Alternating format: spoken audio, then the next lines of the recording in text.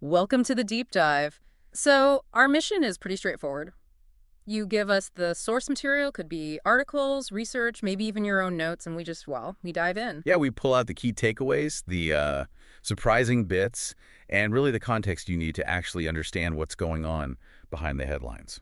And today, we've got a really interesting mix. It's all based on recent posts from X, the platform formerly known as Twitter, plus the background info that makes them click. Exactly. And these posts, they might seem kind of random at first glance, but when you dig in, they paint a picture of what people are talking about right now. Everything from cutting-edge space tech to global politics, industry stuff, even local government oddities. Right, getting that full story, not just the quick take. We've got quite a range, so we'll move through them, unpack why they matter, and importantly, why you should care. Let's start with something literally high-tech, Starlink. Absolutely. So first up is a post from @Elon Musk. Very simple, uplink speeds will also improve a lot. That's it. Short and sweet, but knowing Musk, there's probably more to it. Oh, definitely. People like Dima Ziniak, mentioned in our context, are already calling Starlink revolutionary. And this uplink speed promise, it's not just talk. Remember, SpaceX filed that FCC application back in October 2024. Ah, right, the FCC, the Federal Communications Commission here. Yep, and they asked for authorization to push speeds up to a gigabit per second. Broadband speeds. A gigabit, okay, that's a serious jump because current speeds, like Wired reported in 2024, they're more like, 25 to maybe 220 megabits down. Exactly. And crucially, uploads are much slower, typically 5 to 20 megabits. So Musk's comments, this post, it suggests they're aiming for a massive increase, maybe tenfold, especially on uploads, probably tied to the new satellites going up on Starship. And Starlink has already shown its value, right? Like during the Iran protests in 2022 or keeping Ukraine connected during the conflict. Yeah, it's become this vital tool when normal internet goes down. But, like our context notes, using it in conflict zones, it gets complicated. Well, Musk publicly says it's for civilians. But then you have Russia making threats because the Ukrainian military uses it. It highlights that tension, a private company's tech becoming key in geopolitics. And didn't they face some pushback before from the FCC itself? They did. Back in 2022, the FCC wasn't convinced Starlink could reliably hit even 100 millibeats down, which affected some funding eligibility. So this gigabit goal is ambitious, especially with that history. They need to prove it. So, okay, what's the bottom line for you listening? It means potentially much faster internet is on the horizon, particularly if you're in a rural area. Right. And it also shows how important satellite internet is becoming as a backup, maybe even a lifeline. During crises, it's tech pushing boundaries, but also running into real-world complex situations. Okay, let's shift gears completely. From space tech to U.S. politics and crypto. We saw that post from @WatcherGuru quoting President Trump. Yeah. The quote was about creating a clear and simple market framework so the U.S. can dominate Bitcoin and crypto. And this wasn't just off the cuff, was it? The context says it came from a video, him speaking at the Coinbase Crypto Summit. Exactly. It's a very strategic statement, framing crypto not just as tech, but as a tool for, economic and political advantage for the U.S. And it seems like there's action behind the words. The context mentions legislation, the Genius Act. Right, moving through the Senate. It's specifically aimed at creating clear rules for stablecoins. Stablecoins.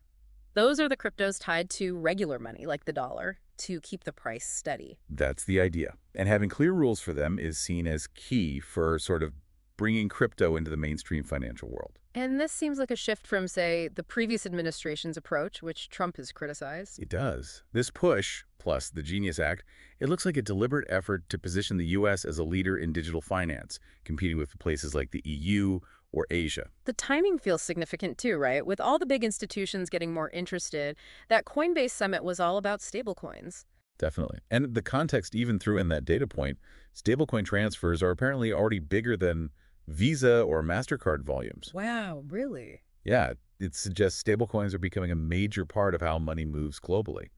So this political move, it seems aimed at making sure the U.S. leads that change. So for you, this matters because we could see big changes in how the U.S. regulates crypto. That obviously impacts the whole market, the future of finance. And it's a perfect example of politics directly shaping emerging tech. Okay, sticking with policy, but moving to immigration. Governor Gavin Newsom posted a sharp critique of a Trump approach. Yeah, the quote was, "Turns out chasing hardworking people through ranches and farms and snatching women and children off the streets is not good policy." Strong words. Very strong. And the context actually traces this back to something President Trump himself said. It does. On Truth Social, Trump apparently admitted that his administration's aggressive enforcement was unintentionally displacing established workers, particularly in agriculture and hospitality. Business Insider reported farmers were complaining about this exact issue. So the policy was having unintended consequences for businesses that relied on those workers. Exactly. And the data seems to back that up. That New American Economy report from 2020 showed a huge, 75% drop in new immigrant farm workers. The context links that directly to labor shortages and rising wages in farming. Which kind of undermines the narrative that enforcement only affects criminals, right? These were, as Newsom put it, hardworking people essential to certain industries. It highlights that complexity. Yeah. Though it's also worth noting, as the context points out with the Pew Research mentioned, that some controversial tactics aren't exclusive to one administration. Well, like the Biden administration reinstating the Remain in Mexico policy, which was a Trump-era thing. It suggests that these tough enforcement approaches can sometimes persist across different presidencies. It's not always a simple this versus that situation. Gotcha. So why should you care about this? It really shows the direct impact immigration policies have on industries, on the economy. And also how different political figures frame the same issue. One focuses on the human impact and methods, another perhaps on the stated goals, while the data shows these, ripple effects. Okay, let's turn to geopolitics now. A really tense situation. Israel and Iran. We had two posts giving different angles. First, from @BennyJohnson. Right, that was the breaking post. Israel has launched a preemptive strike on Iran, massive explosions in Tehran, and it mentioned Israel declaring a state of emergency. Sounds incredibly alarming. Did the context give any background? It did. Apparently, U.S. intelligence had already flagged concerns about potential Israeli action against Iran's nuclear sites around mid-2025. So, while shocking, it might not have been entirely out of the blue for intelligence agencies. And the state of emergency, what does that mean practically? Well, the context explains it's based on a really old law from 1948. It gives the government broad powers to make regulations during a crisis, potentially impacting civil liberties if it goes on for a while. And the strike happened in an already volatile context, Well, right? definitely. The sources mentioned a recent major explosion at an Iranian port, casualties involved, all while there are ongoing diplomatic talks about the nuclear program, its powder keg. Then there was the other post from the White House featuring Secretary of State Marco Rubio. Yes, a very clear statement. Yeah. Tonight, Israel took unilateral action against Iran. We are not involved. Our top priority is protecting American forces. We are not involved. That feels significant, especially coming from Rubio. It really does. Yeah. The context suggests this could signal a shift in U.S. policy under Trump, emphasizing non-involvement when allies act unilaterally, even a close ally like Israel. NBC News reported something similar, that Israel was determined to act alone despite U.S. diplomacy attempts. And Rubio himself, he's known for being very pro-Israel. Right. Historically, yes. Strong stance, tough on Iran, significant AI PAC funding mentioned in the context. So for him to emphasize protecting U.S. forces first, it suggests a strategic calculation. Maybe thinking about the costs of past Middle East wars, like Iraq. The context mentioned that $2 trillion estimate from Brown University. And underlying all this is Iran's nuclear program. That's the core driver, yeah. That 2024 IAEA report about undeclared uranium traces. Yeah. That fuels Israeli concerns and their justification for acting. So the U.S. is trying to walk this tightrope, support an ally, worry about proliferation, but also maybe pull back from automatic military entanglement. Seems like it. Rubio's statement really challenges that assumption. What this means for you is, well, it's a stark look at a major global flashpoint. It shows how U.S. foreign policy might be shifting and the complex dance between diplomacy, alliances, and national security. Okay, let's shift from global conflict to something closer to home for many: air travel safety. This next one started with a really striking post from @LipsOfTikTok. Yeah, that was the one with the video captioned, "Wow, sole survivor Ramesh Vishwaskumar of doomed Air India crash walks away from wreckage." Just wow. It relates to a real tragedy. Air India flight AI-171 crashed June 12, 2025 near Ahmedabad. Over 290 people died. The worst crash in about a decade, the context said. Devastating. And the context highlighted the plane model. Yes, a Boeing 787 Dreamliner. And this was the first fatal crash involving that specific model. So immediately, massive scrutiny falls on the plane and on Boeing. And the focus on the survivor, Ramesh Vishwaskumar, seat 11A, his boarding pass shown. It just makes the scale of the loss around him even more real. Absolutely. An incredible story of survival. And of course, An incident like this triggers huge international investigations, putting Boeing right under the microscope. Which connects directly to the next post we saw from @Lavesio. Right, who responded to the tragedy saying, essentially, we need to hold airplane manufacturers accountable. You're not. And we should, was the phrasing. It taps into this growing unease about airline safety, especially concerning Boeing recently. And the AI-171 crash really became a symbol of those concerns. Did the context offer any data? It did mention FAA data showing a small, like 0.5% increase in Boeing-related incidents since 2005. Maybe not huge statistically, but added to major accidents, manufacturing issues. Yeah. It shapes perception. The @Lavesio post also raised that point about airlines not telling you the exact plane model beforehand. Yeah, the transparency issue. That MIT study from 2023 found most passengers 68% want to know. The suggestion is maybe hiding it protects airlines or manufacturers if a certain model gets a bad reputation. Prioritizing business over information, perhaps? That's the critique. And it's not just online talk.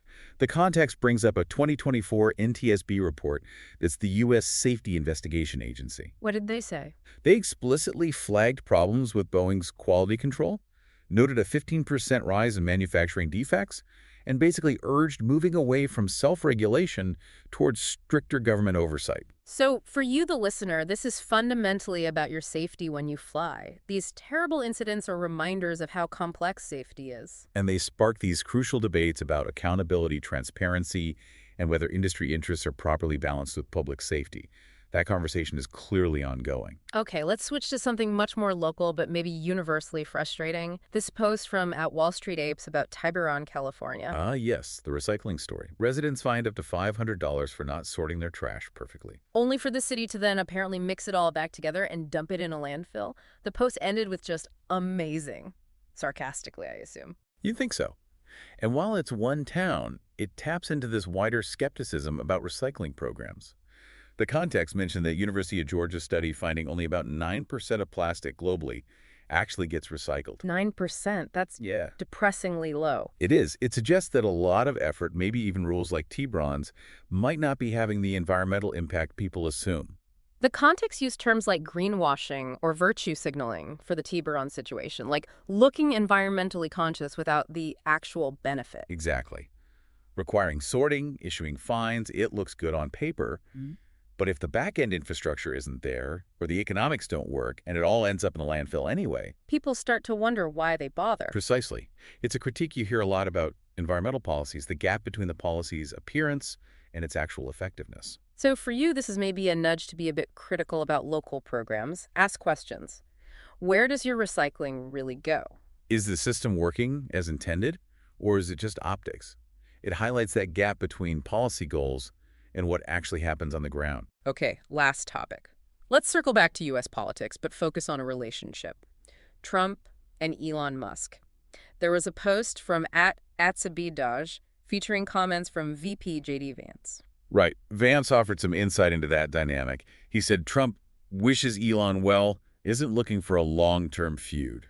And Vance positioned himself as a go-between. Explicitly. Yeah. He's just talking to both, trying to ensure Musk is publicly and privately supporting the president's agenda, and that he plans to keep on doing that.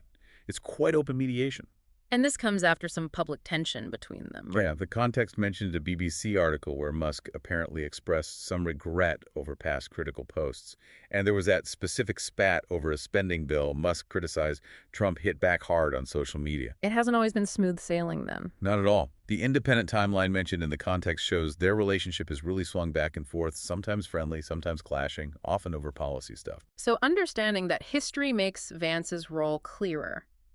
It's not just smoothing things over personally, it's about aligning Musk's huge influence with a political agenda. Pretty much. It kind of lifts the curtain on how these relationships between politicians and, well, powerful tech figures are managed behind the scenes. So for you, the listener, it's a peek into political alliances and power plays, how these high-profile relationships evolve, sometimes get rocky, and how intermediaries step in. And again, how social media is often the stage where these interactions play out publicly. Okay, so we've covered a lot of ground. Starlink's ambitions, crypto regulation shifts, immigration impacts, Israel-Iran tensions, Boeing safety concerns, recycling realities, and Trump-Musk dynamic. Yeah, quite the mix. But what stands out, looking across all these posts from X, is how connected everything is. Tech, politics, global events, industry, even local stuff. It's all intertwined. And these online conversations, they're often the first sign of these deeper shifts and complexities. Going beyond that quick post, digging into the context like we did today, that's where the real understanding comes from. Exactly. Cutting through the noise to find the actual signal. It really is about getting that richer picture. So maybe a final thought to leave you with. In this world where everything happens so fast, technology, politics, global events, all hitting us through these rapid-fire platforms, how do we get better at moving past just reacting? How do we consistently look for that deeper context, figure out what's real impact versus just, performance, and ask the tough questions about who really benefits and who pays the price and all this change? That really is the challenge, isn't it? Finding the substance beneath the surface. Well, thanks for joining us on this deep dive. We hope peeling back those layers offered some valuable perspective. Keep asking those questions. Absolutely. Keep seeking the context, keep exploring. We'll be back soon with another deep dive.